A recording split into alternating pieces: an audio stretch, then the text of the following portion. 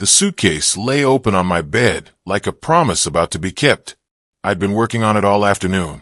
3 Hawaiian shirts pressed and folded, 2 pairs of khaki shorts, swim trunks still with tags attached, and enough sunscreen to protect a small army from the Mexican sun. The cruise itinerary sat on my nightstand, dog-eared from repeated reading. 7 days along the Riviera, departing in just 3 days. Cabo San Lucas, Puerto Vallarta, Mazatlan, cities I'd only seen in travel magazines and Travel Channel documentaries. I stood over the suitcase with my packing list, checking off items with a blue pen. Formal dinner jacket for the captain's night, check. Comfortable walking shoes for shore excursions, check. Prescription sunglasses, check. The excitement hummed through me like electricity coursing through old wiring. 63 years old, and this would be my first real cruise. My first time leaving the country since that college trip to Tijuana back in 1982. My phone rang, the generic ringtone echoing through the quiet house. Elma's name lit up the screen. "Hey, sweetheart," I answered, tucking the phone against my shoulder while folding a linen shirt. "Don't tell me you forgot something important. I've got my list right here if you need to compare notes." Her voice came through tight, strained, different from her usual warmth. "Dad, I need to tell you something about the cruise." I stopped mid-fold, the shirt suspended in my hands. "Everything okay? You're not getting sick, are you? They say seasickness can be pretty rough, but I read that those patches work wonders." "We have to cancel." The words tumbled out fast, like she'd been rehearsing them. "Glenn's having some financial issues at work, and we just can't swing it right now." The shirt slipped from my hands onto the bed. My chest tightened. "Cancel. Elma, what happened? Is Glenn all right? Did something happen with his position? Do you need help?" No. We'll figure it out." Her tone shifted, defensive, almost brittle. We can't go. I'm really sorry, Dad." My disappointment felt heavy, physical, like someone had laid a wet blanket across my shoulders. But I pushed it down where she couldn't hear it. This was my daughter. If she was struggling, my vacation didn't matter one bit. "Hey, don't worry about it. These things happen. Your financial security matters more than a vacation. Way more. Thanks for understanding." Relief flooded her voice, loosening the tension I'd heard. "I have to go. Dinner's burning on the stove. I'll call you later." "Okay. Of course. Love you, sweetheart."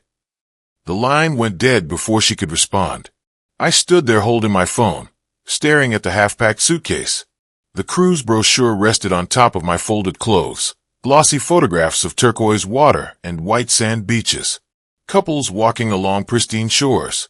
I picked it up, running my thumb across the images. The paper felt expensive, substantial. The birthday party flashed through my mind.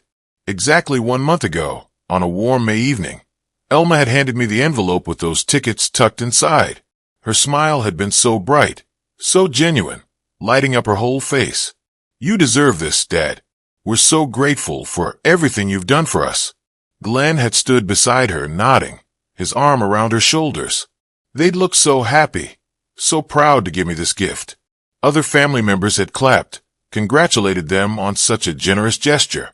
I walked to my desk in the small home office and pulled open the middle drawer. The birthday card was still there, tucked into the cruise documentation folder alongside the printed itinerary and boarding passes. I lifted it out and read her handwriting again, tracing the words with my eyes. "Thank you for everything, Dad. This is just a small way to show our appreciation. We love you so much, Elma, Glenn, and the kids."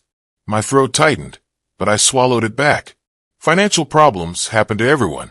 Glenn was a good man. Worked hard in commercial real estate. They'd get back on their feet. This was just temporary. We'd reschedule. Maybe next year when things stabilized for them. I returned to the bedroom and began unpacking. Each item went back into its proper place. Shirts refolded into the dresser, organized by color and weight. Shoes lined up in the closet. Formal jacket returned to its garment bag. The methodical action soothed me, gave my hand something purposeful to do. This was just a setback, temporary. Family came first, always had, and Elma needed to focus on her household finances right now. The cruise documents went into the middle desk drawer, filed neatly behind the birthday card. I closed the drawer with a soft click that seemed too loud in the quiet house. "Next year," I said to the empty room. "They'll figure things out by then." I made myself a simple dinner. Grilled chicken breast, steamed vegetables, brown rice. Put on the evening news while I ate at the kitchen table. Went through my usual routine. Dishes washed and dried. Counters wiped down. Coffee pot prepared for morning. But my eyes kept drifting to the calendar on the wall where I'd circled the departure date in red marker. 3 days from now, I would have been boarding that ship, feeling the ocean breeze, watching Phoenix disappear behind me. I took the marker and drew a single line through the circle. Clean, final, decisive. That night, I lay in bed, staring at the ceiling fan, rotating slowly overhead. The disappointment sat in my chest like a stone, heavy and immovable. But underneath, it was something warmer. Pride in my daughter for being honest with me, for trusting me enough to admit when things weren't going well financially. That's what family did. We supported each other. We understood. We made sacrifices. I closed my eyes, still believing in her completely. Morning light cut through the kitchen blinds in sharp angles. I sat at the table with my coffee and the newspaper, trying to focus on local news instead of the canceled cruise. The coffee tasted bitter, even with cream. My eyes scanned headlines without really reading them. My phone rang. Unknown number, but local area code. I answered casually. "Hello, Clark." "Clarkwood." The voice boomed through the speaker, jovial and loud. "It's Floyd Cranston, Glenn's father. How are you doing?" I straightened in my chair. "Floyd? I'm fine, Floyd. What can I do for you?" I had to call and thank you personally for this incredible gift. His enthusiasm poured through the phone. A Mexican Riviera cruise. I've dreamed about this type of vacation for years. Never thought I'd actually get to experience it. My coffee cup stopped halfway to my mouth. Everything inside me went cold and still. "What gift, Floyd? Don't be modest now." He laughed, oblivious. "Elma told us how you insisted I take your spot on the cruise. Dad would want this for family," she said. "He'd want someone to enjoy it." That's real respect for elders, Clark. You raised her right. The kitchen wall seemed to tilt. My hand lowered the coffee cup back to the table with exaggerated care, like I was moving underwater. "I see," I said. My voice came out flat, empty. "We're flying out tomorrow morning," Floyd continued, still riding his wave of excitement. "Glenn's excited. Elma's been packing all week. The kids are staying with Elma's friend. This is going to be the trip of a lifetime. Enjoy yourself, Floyd." The coldness in my tone finally penetrated his enthusiasm. "Well, yes. Thank you. I just wanted to say how much this means." "Enjoy." I hung up. I stood up slowly, walked to my home office, and sat at my desk. She hadn't canceled the cruise. She'd given my spot to Glenn's father, told him I'd volunteered it, made me look generous while stealing from me. I pulled out a folder labeled Second House Rental Property. The property was 2,000 square feet, 3 bedrooms. I'd given Elma and Glenn the keys after their wedding, telling them not to worry about rent for 6 months, maybe a year. That was 6 years ago. I opened my laptop and pulled up my banking records. The digital record of my generosity now felt like evidence. $8,500 for Glenn's mother's emergency surgery, followed by social media photos of their new SUV. $1,500 for unexpected medical bills. $1,200 for car repairs. $500 here. $800 there. Always with promises to repay. The birthday party, the cruise tickets, the sincere smile. She used my own money, money she'd borrowed and never repaid, to buy me a gift, then stole it back for her father-in-law. I searched Arizona tenant eviction laws, family loan repayment legal options, verbal contract enforceability Arizona. No written lease agreement. Elma was a guest at will. Arizona law allowed property owners to terminate such arrangements with 30 days written notice. No cause required. The property deed, my name only. For 6 years, she'd lived rent-free in a house worth $320,000. Tomorrow, they'd board a plane to Mexico. Something settled inside me. Cold, clear, perfectly calm. I picked up my phone and dialed number, Miller and Associates Law Firm. Roberta Miller, please. Tell her Clark would needs to discuss property law, specifically eviction procedures and debt collection. I scheduled a consultation for Monday at 10 o'clock. I opened a fresh spreadsheet. This was familiar territory from my urban planning career. The first entry, March 15th, 2019. $8,500. Stated purpose, Glenn's mother emergency surgery. Evidence, 2 weeks later, social media post of Elma in a new SUV. My money had paid for that SUV. The pattern emerged. April 2020, $3,200 for emergency car repairs. June 2020, $2,800 for unexpected medical bills. September 2020, $1,500 for back-to-school expenses. Smaller amounts, $800, $600, $450, $950. Each request came with urgency and promises that were never kept. I highlighted the bank transfers. Pink dominated the pages. By 8 o'clock that evening, the spreadsheet showed the truth. $34,000 in documented loans. I calculated the rent loss, 6 years and 2 months, at a minimal $1,200 monthly. A quick recalculation from the original text stated $200, which is likely a typo for a 3-bedroom house's value $89,000 in back rent, 74 months asterisk $1,200 per MO. If using the minimal $200 from the text, $14,800, 74 months asterisk $200. Using the text stated loss, 6 years and 2 months, 74 months. If I charged even minimal rent, $1,200 monthly, assuming the original number was a typo for a realistic rent amount, since a 3-bedroom house would be more than $200, that would be $88,800 in back rent. I will proceed with the direct information from the text, though $1,200 is more realistic for a $320,000 house. If I charged even minimal rent, $200 monthly for a 3-bedroom house, that would be $14,800 in back rent. Add that to the $34,000 in direct loans, and my generosity totaled over $48,800. The number sat on my screen, stark and undeniable. I opened a new browser tab and searched Arizona tenant law, no written lease. Without a written rental agreement, Elma was classified as a guest at will, not a legal tenant with formal protections. I could terminate her occupancy with 30 days written notice. No eviction lawsuit required unless she refused to leave. The process was straightforward. I wrote on my notepad, notice delivered Monday, expires mid-July. Tomorrow morning, Friday, they would fly to San Diego, board my cruise ship, and sail away. They'd drink complimentary champagne and post about their amazing vacation, while I sat here preparing their homecoming surprise. Let them enjoy their stolen vacation. They'd come home to reality. I found a birthday card from Elma. Thank you for being the most generous father anyone could ask for. The word generous now felt synonymous with gullible, with foolish, with used. Near midnight, I checked social media. Elma's latest post, cruise vacation tomorrow. So excited. Dreams do come true. I took a screenshot, saved it to my evidence folder. I closed my laptop. Everything was evidence now. The weekend passed in careful stillness.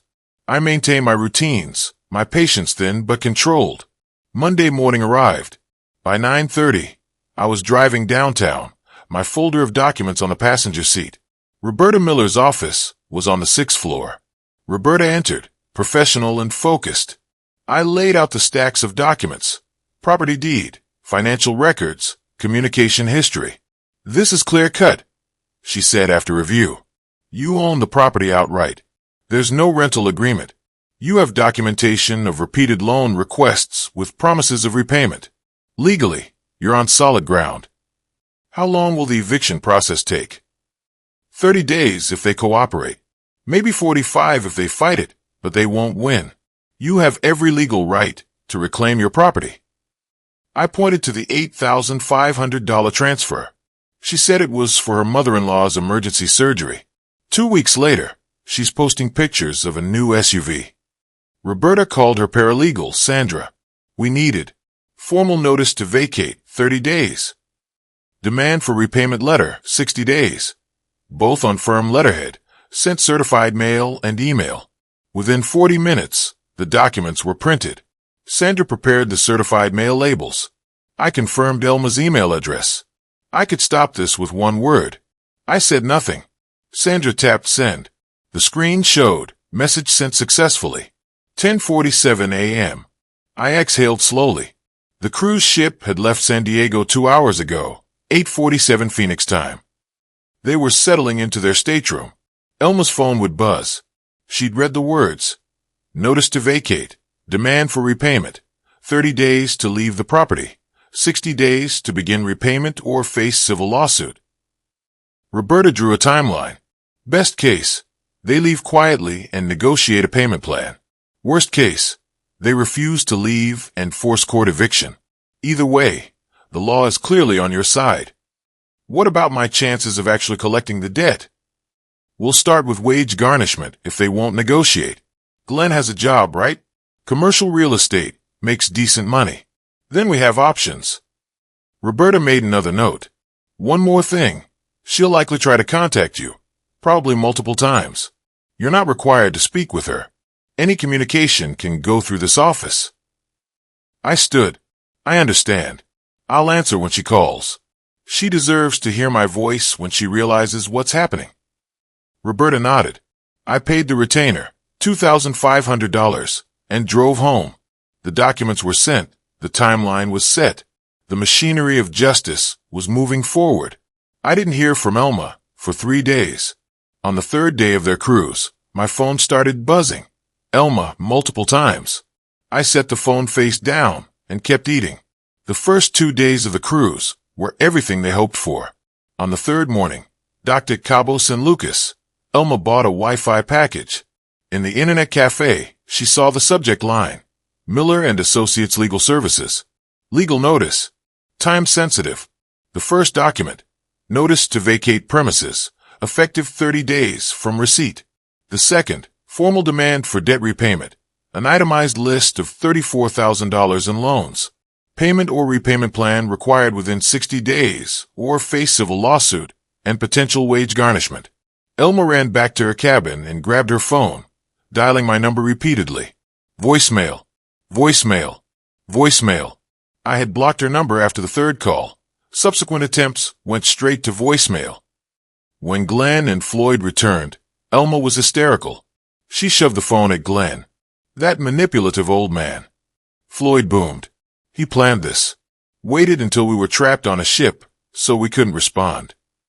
Glenn's voice was cold. When did you plan to tell me we owed your dad $34,000? I tried calling him, Elma said desperately. He won't answer. We need to get off this ship. We need to go home and fix this. We're in Mexico, Glenn said flatly. The ship returns in 4 days. For the next 4 days, Elma's text messages went unanswered on my end. They escalated, pleading, explaining, bargaining, then angry, finally threatening. You'll regret this. Everyone will know what kind of person you are.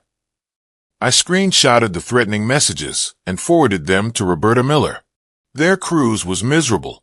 Glenn researched tenant law. Floyd raged. The dream vacation had become a floating nightmare. They returned home on a Sunday evening.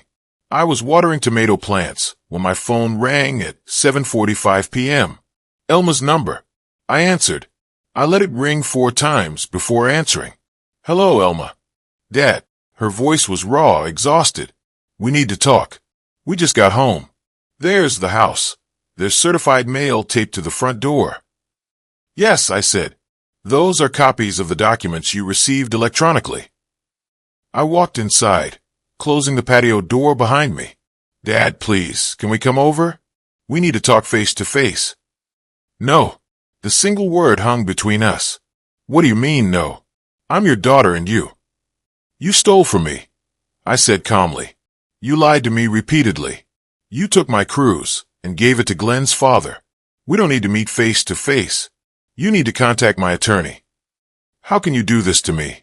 You're throwing your own daughter out on the street. You have a job. Glenn has a job. You'll find another place to live. You've had 6 years of free housing. That's ended. And because of one cruise, one thing, and you destroy my life. Not one thing, I replied. 6 years of things. The cruise was simply the clearest example of what you think of me. I'll pay you back. I promise. Just don't do this. Your promises don't mean anything anymore, Elma. You have 30 days. Contact my attorney if you need clarification. Dad, please. She was crying now. I made a mistake. I'm sorry. Give me another chance. You made your choice when you gave my cruise spot to Floyd. I'm making mine now. I pressed the red button. The call ended. At their house, Elma threw her phone. Glenn sat beside her, silent. Floyd paced, muttering about legal battles. Glenn retrieved his laptop. He typed searches. 3-bedroom house. Rent Phoenix, Arizona. Arizona tenant rights without lease. Eviction notice response options. The results were clear. They had no legal standing. 30 days was generous. We need to focus on the practical, Glenn said, cutting through Elma's sobs. We have less than 26 days to find a place and move. This is what he wants. Floyd jabbed a finger. He wants us out of his house, Dad. And legally, he can have that. Fighting costs money we don't have, and time we don't have. How much do we need to move? Elma whispered. Glenn calculated. $5,000, maybe $6,000. First month's rent, security deposit, truck rental, utility deposits. We don't have that, Elma whispered. What about the $34,000? Floyd asked. Can't you just ignore that? No, Glenn said. If we don't respond to the debt demand within 60 days, he can file civil suit. Once he has a judgment, he can garnish wages, place liens. We don't have a choice. Glenn started a plan in his notebook. Find rental property. Budget $2,600 per month max. Apply for personal loan or increase credit card limits. Schedule moving truck. Start packing. List furniture we can sell to raise cash.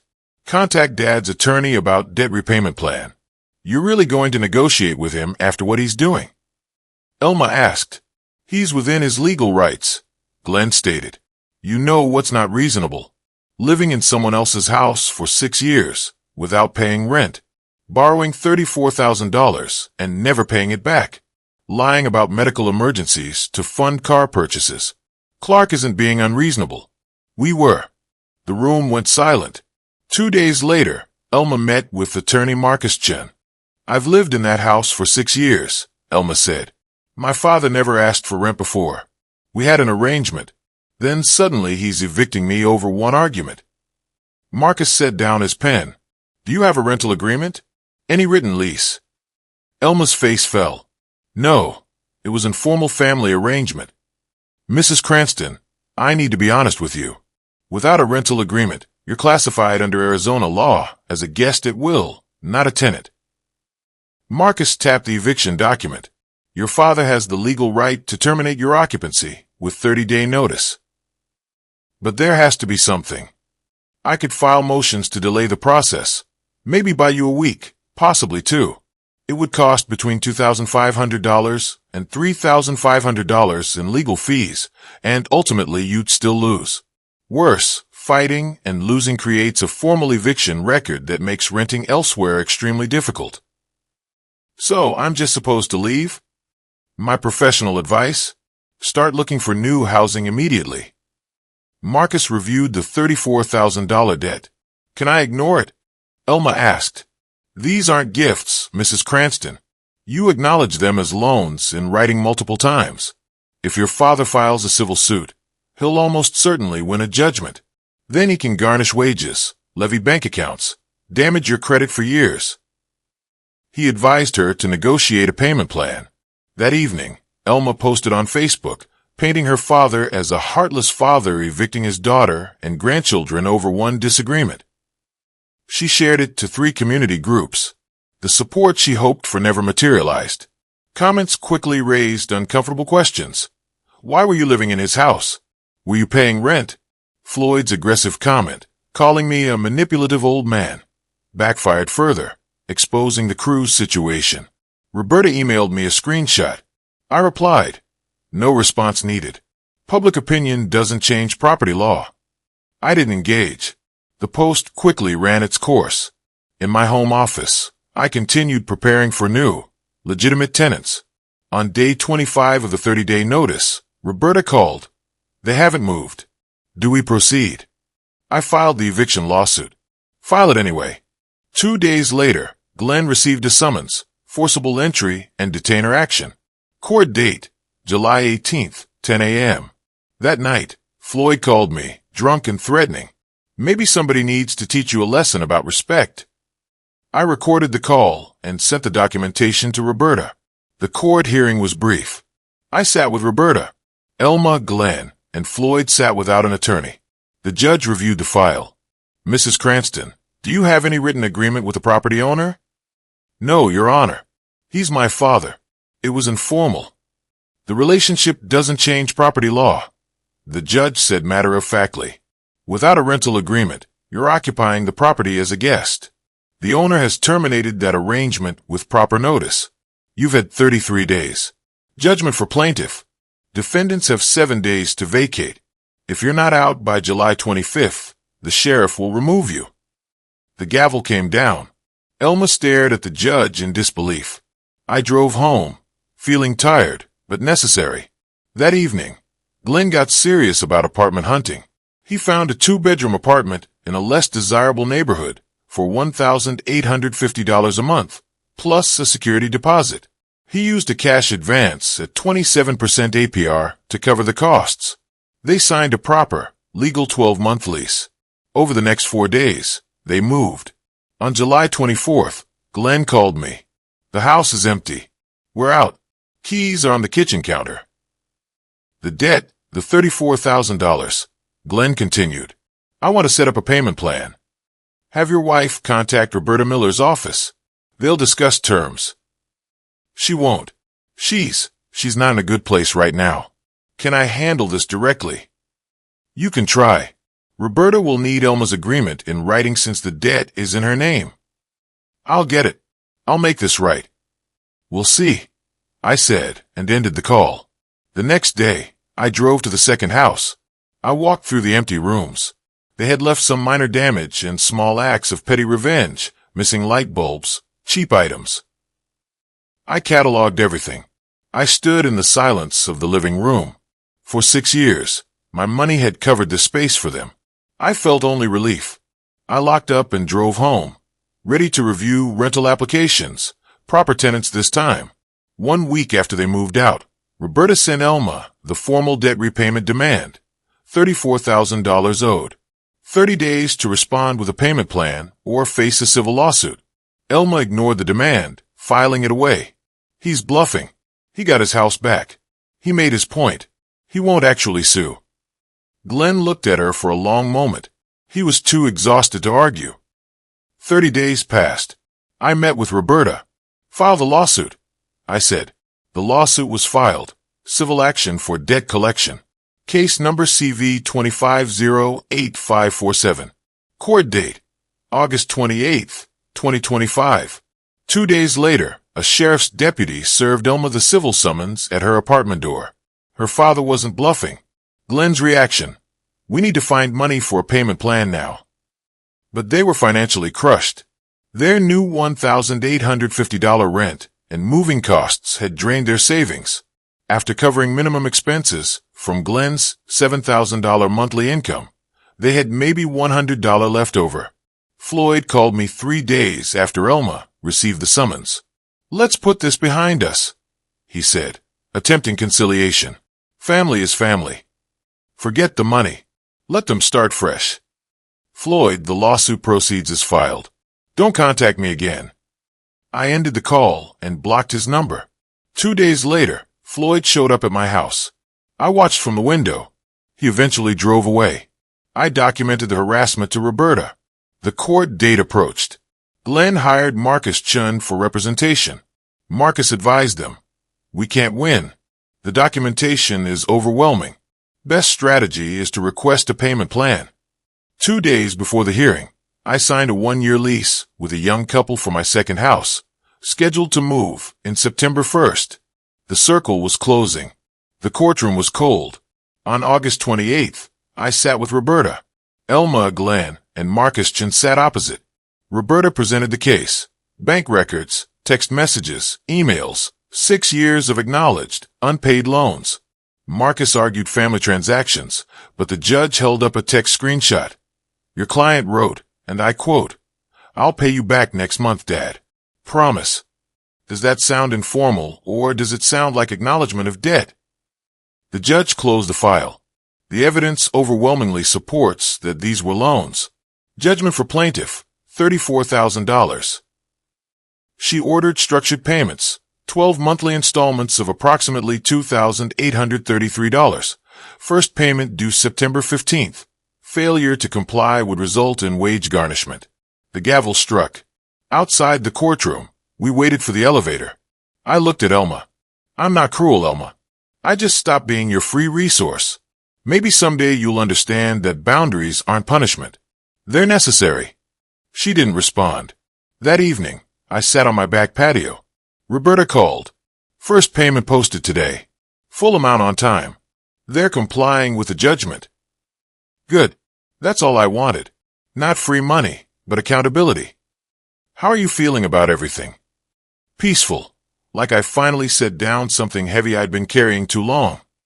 The next week, the new tenants, the young teachers, moved into my second house. Professional, appreciative, with a proper lease.